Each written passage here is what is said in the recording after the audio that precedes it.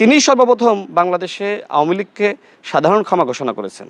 অর্থাৎ গণঅভ্যুত্থানের সাথে সর্বপ্রথম বেইমানি করেছে ডাক্তার শফিকুর রহমান। সুতরাং এই শফিকুর রহমান সাহেবকে নিয়ে এখন কি বলবো, তিনি নাকি বিএনপির পতন ঘটিয়ে দিবে। ডাক্তার শফিকুর রহমান তো জীবিতই ছিলেন, তাই না? তো ডাক্তার শফিকুর রহমানের নেতৃত্বে মগবাজারের তালাটা পর্যন্ত খোলা যায়নি। এখন আমি এই যে এইসব কথাবার্তাগুলো বলি, চোখে আঙ্গুল দিয়ে তাদের মুনাফিকি রাজনীতি আমি মানুষের সামনে ধরিয়ে দিই। যেমন তাদের একজন নেতা, সব থেকে প্রভাবশালী নেতা জামাতের মধ্যে, ডাক্তার আব্দুল্লাহ মোহাম্মদ তাহের ভাই, তিনি বিদেশিদের সাথে বৈঠক করে বললেন যে আমরা শরিয়া আইন কায়েম করব। এটি আমরা কোথাও বলি নাই।